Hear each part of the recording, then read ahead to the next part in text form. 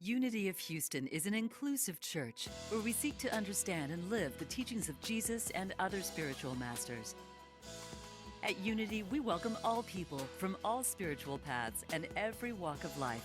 We celebrate the diversity of our city and of our world, and we teach love, tolerance, and oneness, seeking to live in harmony with open minds and open hearts.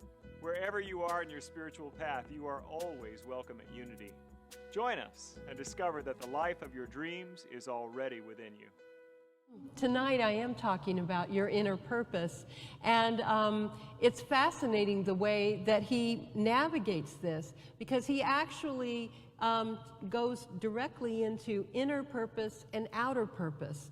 And he says this, he says your life has an inner purpose and an outer purpose. Inner purpose concerns being, you know, the beingness. And he says that's primary. Whereas the outer purpose concerns doing and is secondary. So inner and outer purpose, however, are so intertwined that it's almost impossible to speak of one without referring to the other. An inner purpose. So what he's basically saying and bringing to our awareness is that our inner purpose is a shared purpose of all humanity. We have one inner purpose, and that is to be, and to be present, and to be aware, and to bring our consciousness to bear on everything that we do. Something that comes from an infinite source, from deep within us, our authentic self, the Christ self, the light of us. However you want to describe it, whatever name or word means that to you. It's your present moment awareness. And the outer purpose, now that's what gets varied and changes sometimes, changes throughout our lifetimes. We do this for a while, or we show up in this way, we learn about that, we bring another aspect of ourselves into being, but they are meant to be harmonious with each other. The inner purpose fuels and is revealed through outer purpose. He says it this way, your inner purpose is to awaken. He says, see the same purpose as for every other human being and the purpose of humanity. All humans are destined to awaken. It's our heritage, it's where we're headed. He says your outer purpose can change over time. It varies greatly from person to person. Finding and living in alignment with the inner purpose is the foundation for fulfilling your outer purpose. It is the basis for true success. In other words, when we work with an eternal part of us, no matter what it is we're doing in the outer, how simple, how complex, how intellectual, how mundane, how easy, how hard, how far, how wide, it really doesn't matter what the outer purpose task is or how it is that we're expressing. It only matters what we're expressing with. He says, see, without this alignment between inner and outer purpose, you can go ahead and struggle. You can set a goal for yourself using effort, determination, hard work to attain goals. But there's no joy in it. Even if there's success, even if your ego is pleased, even if you get fame and fortune and success in it, the joy, though, that comes from an infinite place really isn't there unless you are also in harmony with bringing your inner purpose into being through that work. And inevitably, you'll find that if you do it without that, there's also some form of suffering or some ending or something that falls through, falls apart. It's an ego-driven purpose in that regard, when it isn't in alignment with your true self, with your authentic self. He talks about awakening as being a way for us to recognize when we are in alignment with that inner purpose. He says awakening is a shift in consciousness in which thinking and awareness separate. That's awakening. Awakening is when we realize I am not my thoughts. We've been studying that throughout this series, thinking of how we can be aware of our thoughts but not in them, not carried away by them, aware of our ego but not allowing our ego to run us, and trying to practice becoming more and more aware of that in daily lives, and knowing when it is that we are actually feeling joy, peace, relaxation, open in a sense of kind of freedom and liberation. Those are the hallmarks of when we are actually in a state of awareness. So it's not really awakening this separation, this awareness between I'm thinking and I'm aware. This awakened state of seeing the difference is not, he says, a single event in most people's lives, but a process that evolves over time.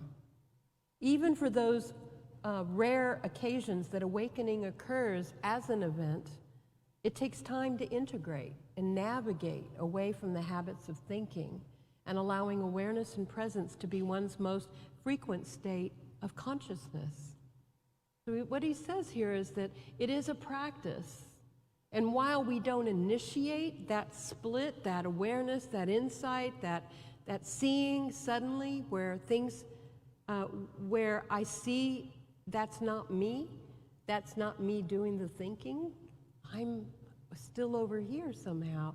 And then we practice finding that distinction, finding that awareness. It takes practice and it takes dedication. He also says the initiation of the awakening process is an act of grace. You cannot make it happen, nor can you prepare yourself for it or accumulate credits toward it. There isn't a tidy sequence of logical steps that leads toward it, although the mind would love that. You don't have to become worthy first either. It may come to the sinner before the saint, but not necessarily. That's why Jesus associated with all kinds of people, not just the respectable ones. There's nothing you can do about awakening. Whatever you do will be the ego, trying to add awakening or enlightenment to itself as its most prized possession, and thereby making itself more important and bigger. Sounds like darned if you do and darned if you don't, right? Instead of awakening, you add the concept of awakening to your mind, or the mental image of what an awakened or enlightened person is like. So now you have a new impossible model to emulate. And you imagine, well, I imagine the Buddha probably said it like this, or enlightenment must have been like that, or Jesus always did this. So living up to an image that you have of yourself or that other people have of you is inauthentic living. And that doesn't take you there at all. Another unconscious role that the ego plays. I know you're about to throw me out, or you're about ready to leave, but we've locked the doors, so you're not going to be able to leave. And those of you on there, stay. Just listen. It'll be worth it. You don't want to go away with a bummer right now. You want to be lifted, so I promise something will come for you. You're throwing your hands up and telling me, I'm out, Karen. You and Reverend Jean Marie have been telling me all this time to stop thinking and be instead, and now you learn there's nothing you're working toward all this time. But in fact, there's something more. Only the first awakening, he says, the first glimpse of consciousness without thought happens by grace, without any doing on your part. If you find this incomprehensible or meaningless, he says it hasn't happened to you yet.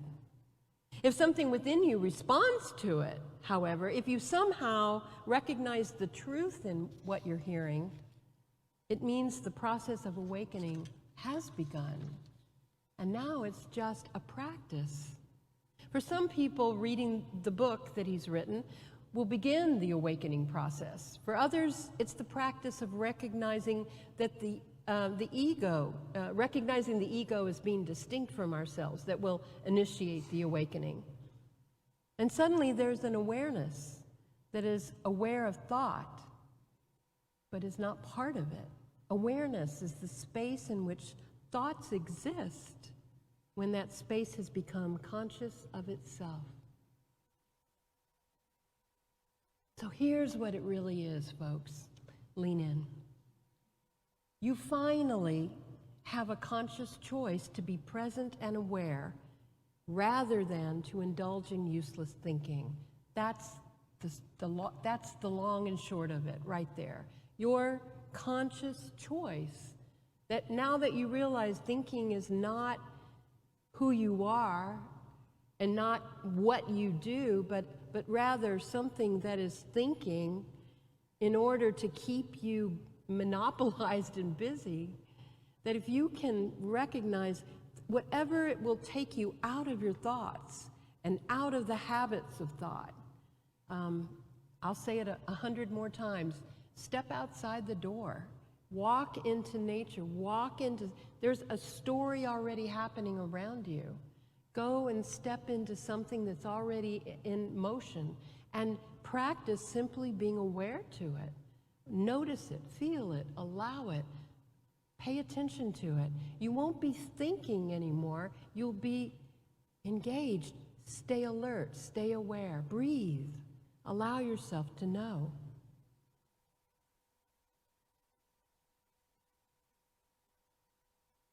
Let's see. If you follow the useless thinking, you'll be working on behalf of the goals of ego that are driving us, measuring us against others, lofty goals to change the world with our ideas and our effort. And even while they're laudable, and even though they are necessary and important, sometimes the ego gets too attached.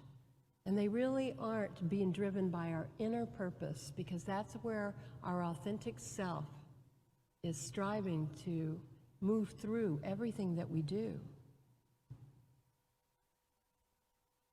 These are good directions to apply ourselves if our hearts call us, but there isn't a measurable difference that will bring us joy or to change the world, because that's an ego goal. Think instead, I brought up one time about wordlessness, another technique of just moving. I described it like you drop down below the water, where you're just aware of what's going on. You step outside, you're aware of what's going on. You can be aware right in this room right now.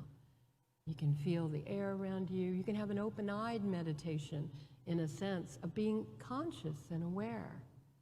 Being aware even at your work, even when you're on duty, even when you have other roles to play, that your awareness can be paying attention to one person at a time, to be paying attention to one thing that you're doing and fully engaged in. Just allow yourself to be completely aware of what it is that you're bringing to it, and feel the opening of your heart through it, and the gratitude that you have to be able to express yourself this way, to be present to this person who is themselves another expression of love in the world. Thinking of wordlessness is like walking in a forest and watching what is, awake and alert in your body, in the room, in the conversation, aware of your heart, breathing slowly and fully, feeling yourself present here and now. Do everything like this from this place. That's what you're being called to. Wow. I mean, and every time you realize that, you've gone off and done something else, that's okay. Just come back. Just keep coming back. Just keep waking up. Just keep... I'm sorry, I wasn't hearing what you said. Could you repeat that for me again? Now I'm with you. Now I'm back. Now I'm here. Right? There's an alignment of the inner and the outer purpose. This is really the thing. This is really what it's all about. What he says is, opening yourself to the emerging consciousness and bringing its light into the world then becomes the primary purpose of your life. He quotes Einstein, who said, I want to know the mind of God. Because Einstein follows that by saying, because the rest are details. And Tale says, what is the mind of God? Consciousness. What does it mean to know the mind of God? To be aware. What are the details? Your outer purpose and whatever happens outwardly, out here, whatever it is you're doing, whatever you're about, whatever is your assignment for now, whatever your heart has called you to do, whatever your calling is, how you're expressing yourself in the world, that's your outer purpose, that's visible, but it should always be done from the authentic self, this universal part of us that is infilling it and making it meaningful. You know, the Buddhists say it in a different way. They say, you know, before enlightenment, chop wood, carry water. I'm sure you've heard that. After enlightenment, chop wood, carry water. It isn't that your outer purpose necessarily changes with your awareness. It's that now that you chop wood and carry water, you're awake, you're alert. You are bringing life into expression. You're bringing light into the world through the simplest task, through the most necessary thing for sustenance. The same thing you've done hundreds, thousands of times before, asleep, is now different, and it takes on a whole new meaning. Now you see, it isn't what you do that matters, it's what you do it with that matters.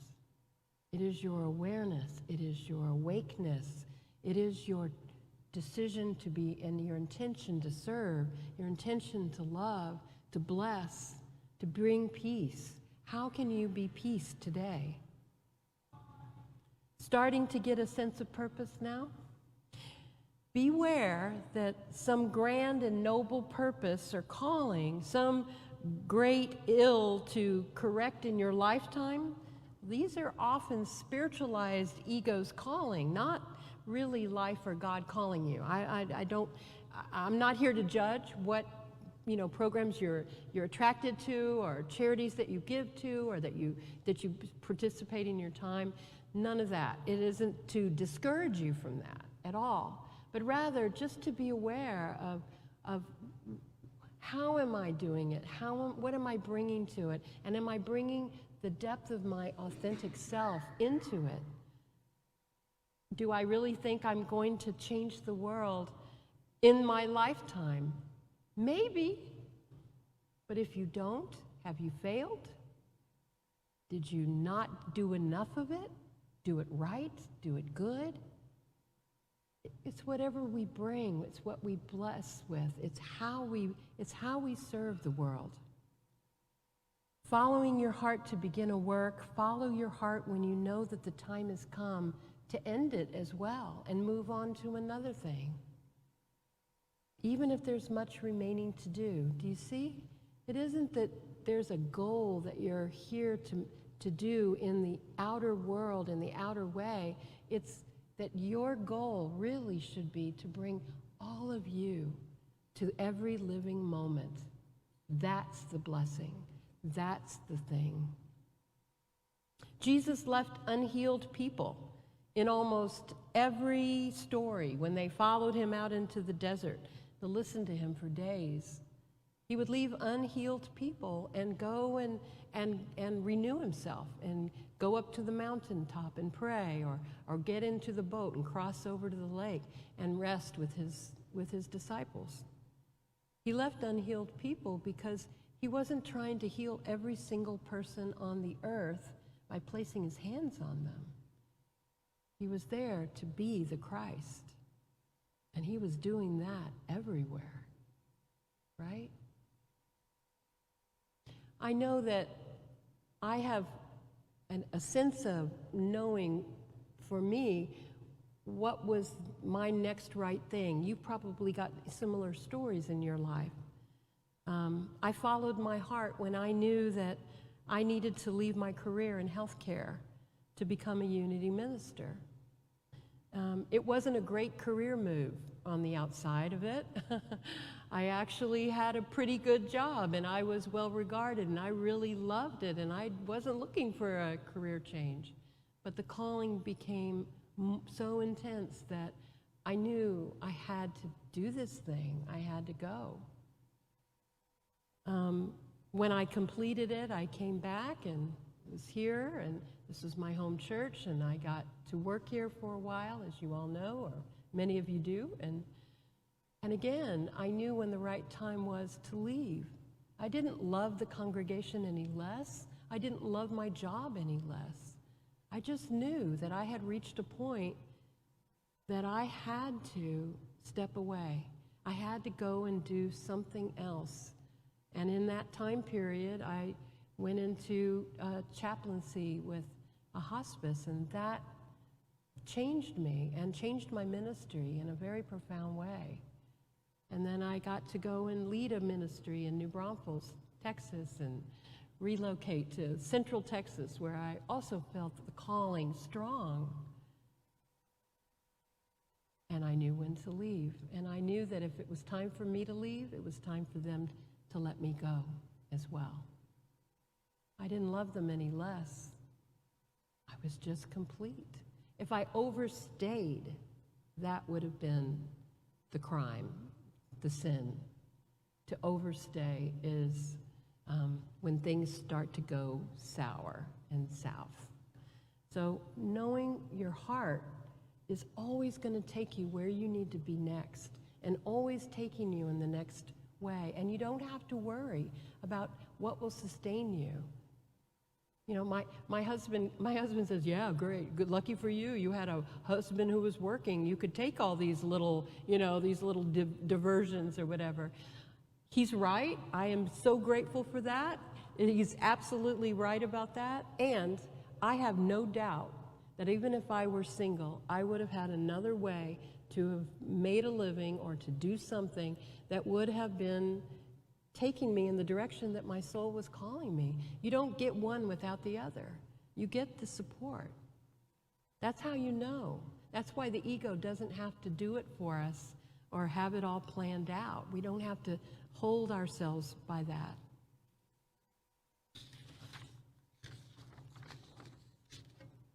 It doesn't mean that all the work has to be great and noble and world-changing by its nature. It just means that it has to be something that is calling you, something that is you're feeling fulfilled by. Because it isn't what you do that changes the world. It's what you do it with that does. Moment by moment dedication, awareness to the work you're doing. It is the consciousness, it is the love with which we do the work that changes the world, not the doing of the work itself. Consider that. Recognize that the most important work you have is to wake up to who you are and what you're bringing and where your light is shining brightest. Maureen Muldoon says, enlightenment is when we allow ourselves to melt like a sugar cube into the hot tea of God. Try that one on. Namaste.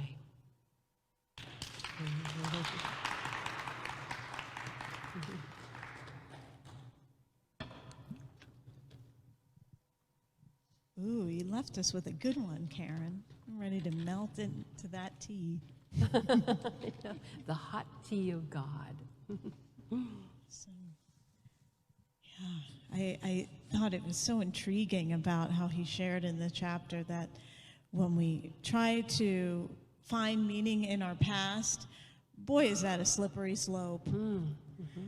And I love how you shared about how you followed your guidance and it took you in these different places to share your work, your purpose, to do that work. And so I think about that when I get hung up in something going on, and I start looking backwards, and how did that happen, and why did I make that choice and stuff. And it's like, well, my purpose is to, my purpose is to show up as love right here and now, and that whatever thing I'm worrying about in the future, it's only ever going to happen now. So I show up as love and light and present, and do what's mine to do then, and then. Exactly. I mean, at HEB, like wherever, whatever, we like I said, we have this grandiose idea that unless we are on purpose, and that we have a great purpose, and that our purpose actually is a career, that we can make a living doing it. Some of us are blessed that we can match an outer purpose with a career, but it's not essential and it's not necessary, and there can be a lot of ways we spend our time. The essence is that no matter where you spend your time, in every moment, your inner purpose is to bring love and to bring peace and to bring all of that. I mean, if we just really allowed ourselves to fall back and focus on that, then what we do with our hands and how we go about it will be a joy all the time and bring joy all the time. Your talk title is about the inner purpose, and you spoke a lot about that. And it had a quality of it being universal, that we share an inner purpose, and that it is inherent in who we are. And our opportunity is to be awake to that, or to not, but it's on. It just is all the time. And I found myself thinking, well, it's also a matter of identification. Like if I identify with my inner purpose, and I actually am really focused on how that is my expression, then that will inform my outer purpose, I suppose. But if I am identifying with the outer purpose, and I am with the ego-based, perhaps, outcomes of my life, what it looks like, what I'm achieving, what it feels like, those external measures, then that may or may not have anything to do with my inner purpose, because I'm identifying with something that is inauthentic. Yeah, right. Yeah, that's exactly the point I think that he's making, is that it doesn't matter what you do in the outer at all. Really, at all. You're going to do something. You're gonna be called. You're gonna get curious. You're gonna need to make a living. You need to get busy. You need to do things. All of that's going to happen, and it will be for pieces of time. But the real thing is always going to be the light that shines. When I was in ministerial school, when I was really trying to get that embodiment of that, there were times when I would be in meditation and I would feel that there was like a warmth coming from my hands, right? Or the tops of my feet for some reason. And I would just feel like this warmth or like this heat. And I began to imagine that it was that light that was shining, and that everywhere I went, there was light shining in the world, because I'm a portal for that. And I began to I stopped fighting it. I stopped rationalizing it. I stopped trying to, oh yeah, you're just making this up, blah, blah, all that kind of thing. I just decided that it is the truth. I believe it. I'm going to teach it. And if that's the case, then how would I act if I knew myself that way? Right. If I knew that my words convey, that my body brings light, that I am that light, that I am actually love in action. And what if I remembered that more often? you know? Well, unfortunately, we can't lose it for long. I mean, it's a little hide and seek that it's sort of like the pleasure of the body. You know, it's the pleasure of the mind that you can forget that you are a divine incarnation of the Divine One that is expressed uniquely as Karen Tudor. And, you know, you might forget that for a moment, but you can't forget it for long. You know, I assert that that's true of everybody. Even the sloppiest of us in our moments is that God, too, is being expressed through that. Yeah. If God wanted it to be any other way, it would be that way. Yes, yes. It was that part that you shared about Jesus and his disciples and how he hung out with all kinds of people because, as Tolle said, the sinner or the saint, there's no choosing of how who's going to awaken first and how it's going to happen because it's not ego-driven at all.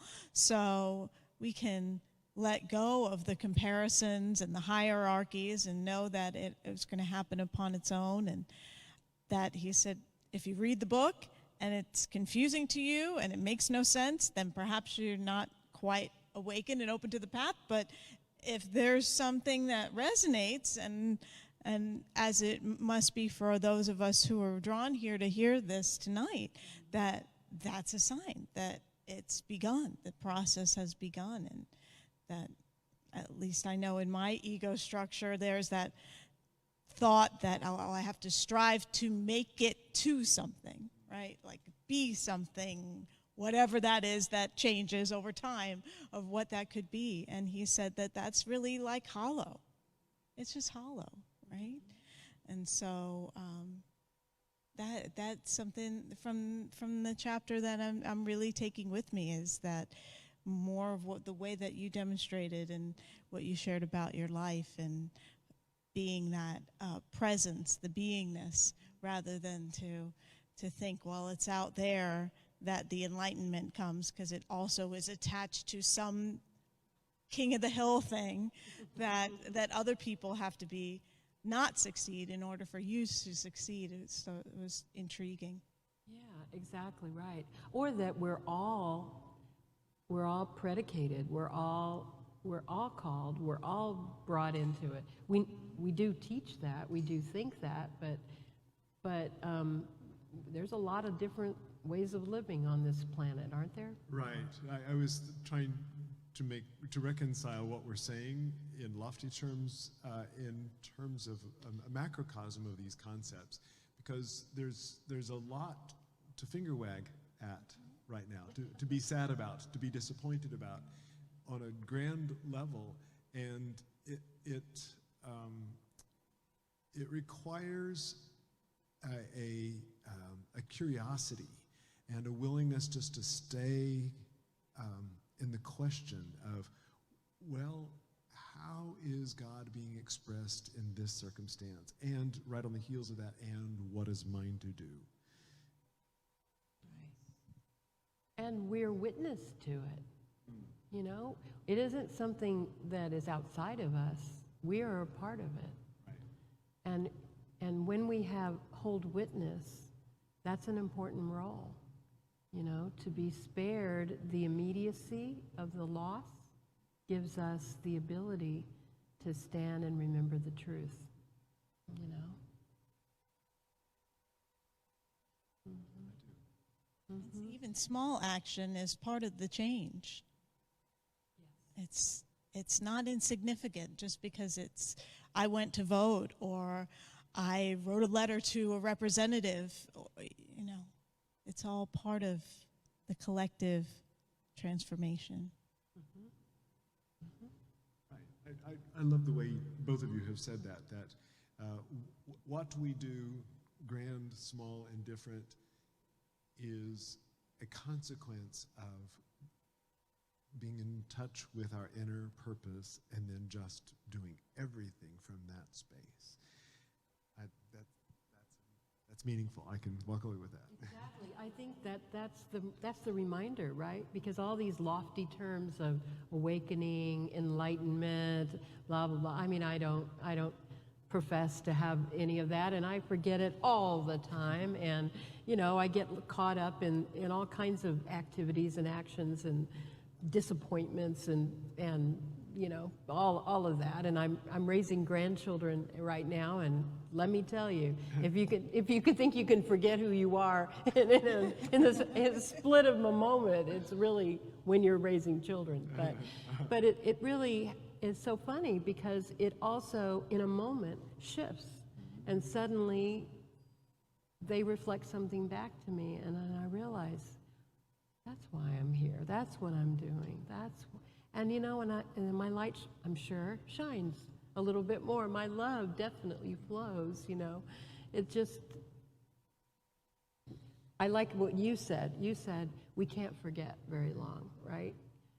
I would have argued we could, but you're right. There's so many reminders that reflect it back as to how lucky we are, how blessed we are, who we are. Thank you for watching this message today. I'd like to invite you to join us in person here on campus at Unity of Houston for Sunday morning or Wednesday evening services. If you can't be with us here on our campus, you can still join us live on Facebook or on our website, unityhouston.org, Sunday mornings at 11 a.m. Central.